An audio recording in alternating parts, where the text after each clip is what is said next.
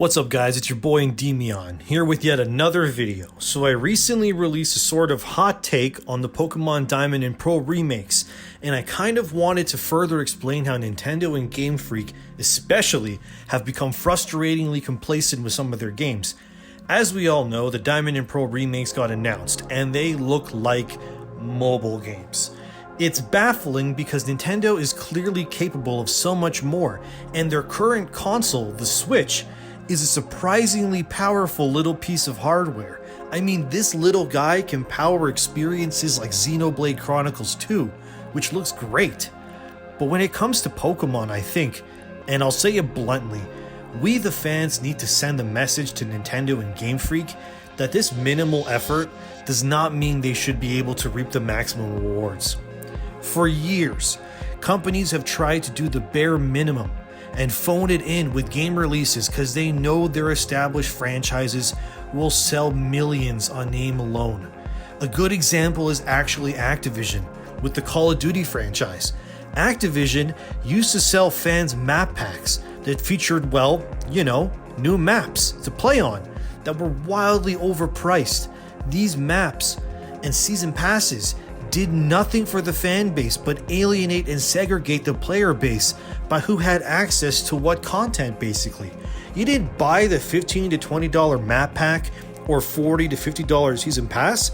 Well, too bad. You were left in the dust. And for those who did buy it, would notice much smaller groups of players to play with due to the access of the new content not being available to everyone.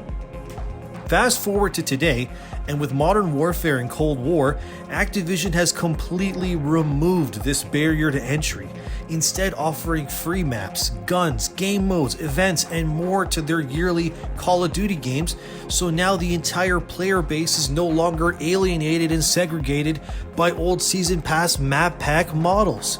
And instead they offer a Battle Pass, which is cosmetic stuff to earn, and guess what? Activision makes more money with the Battle Pass model than they ever did with the Season Pass model. So why am I talking about Call of Duty in a video about Pokemon? I'm talking about it because I want to paint the picture for you and explain to you that the old ways of doing things are not necessarily the right or more efficient ways in today's current climate of gaming. Final Fantasy VII Remake is the gold standard to what a remake of a beloved game should be at this point. Square Enix lovingly took a game people held dear in their hearts like myself and updated and revolutionized how we perceived and played the game, and it sold well and did well critically as well, and the fan base was really happy with it. It's refreshing to see players be positive for something in a change.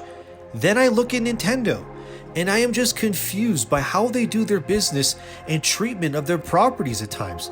I mean, the Diamond and Pearl remakes, based on the first trailer, don't even seem to have proper shadows or lighting, which is bizarre when you look back to not even long ago at the Legend of Zelda Link's Awakening remake, which was lovingly remade by Nintendo.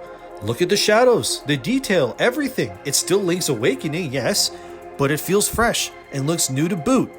You can't honestly look at this weird chibi style and the details in these models and go, wow, this is a premium full price game. Square Enix fans have literally bullied and memed that company for years due to their handling of games they've released over the last 10 years. Whether it's the hallway simulator of Final Fantasy XIII or questionable releases like The Quiet Man or Left Alive, fans clowned on them for years to get their act together. And they did. They're faithfully remaking and re-releasing Nier Replicant in April this year. 7 Remake was amazing. Bravely Default 2 just came out after fans complained that the previous game lacked the polish of the original game. Like, Square Enix is listening, except they did fumble with the Avengers. I'll leave the Avengers game for another time because that's a big, anyways. But when it comes to Nintendo, and especially Pokemon, they've just become complacent and lazy with it. I know the Legends game is coming in 2022, and I am hoping that it becomes the Breath of the Wild evolution-wise of the series that it desperately needs. But Diamond and Pearl are amazing games. They deserve better than this. Like, remember when Sword and Shield was coming out and that whole fiasco with the national decks and Game Freak saying why there's less Pokemon in Sword and Shield is because they wanted to focus on the animations of the newer Pokemon, and then the game came out and they were just lying to you and instead sold you to the ability to capture older Pokemon behind a DLC pack that was average at best? I mean, this is what animation for AAA big premium games looks like today. Look at the care and technical prowess here in The Last of Us Part 2, which, by the way, is a full price game the same way Diamond and Pearl remakes will mostly be as well.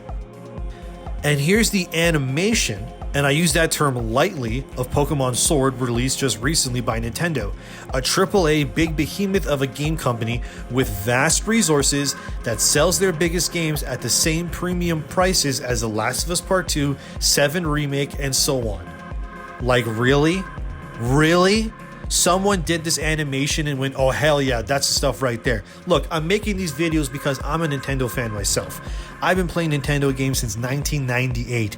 Since I was literally 6 or 7 years old, I have been playing Pokemon, Zelda, and whatever else. I'm 28 going on 29 now. I've experienced all the highs and lows of Nintendo almost my entire life.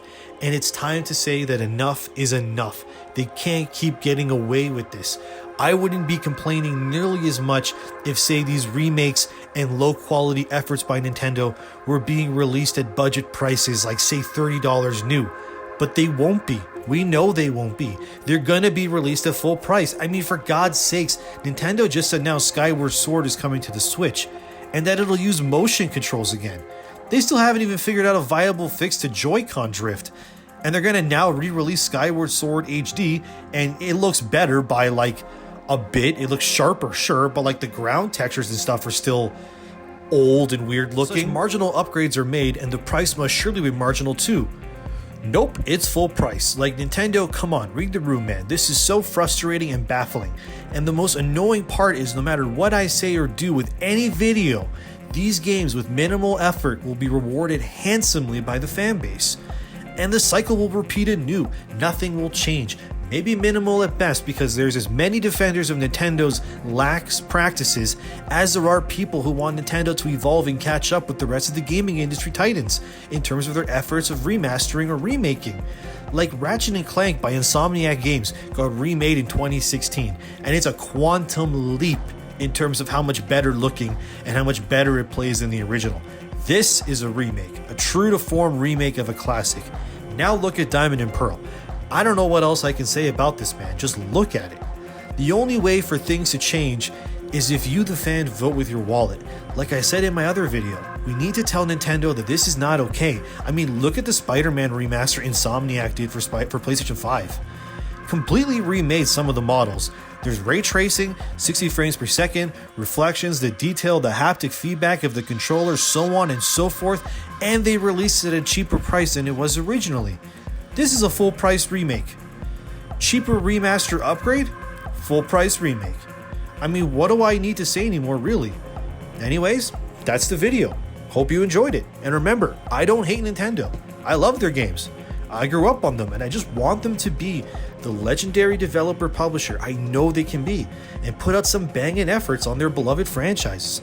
So don't take this video as me being hateful towards them, because it's not.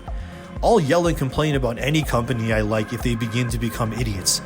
From Square Enix all the way up to the Mario people, the only way to have change is if we force it and will it to happen. So that's the video. Please like or dislike, because I know some may hate this, and that's fine. Please comment, and most importantly, please subscribe. I'm a new YouTuber. I'm a mere baby in the algorithms of YouTube, and your help will allow videos like this to reach more people. So thank you again, and don't be afraid to speak up. I'm Endymion. I'll see you in the next one.